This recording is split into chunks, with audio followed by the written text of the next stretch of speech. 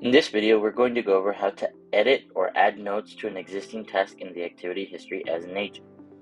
The first step is to go to the activity history option in the menu. Here you will find all the tasks that you have received.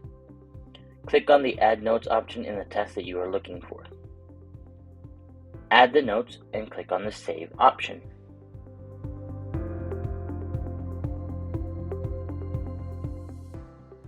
To edit a note, you must click on the pencil icon next to the note that you want to edit.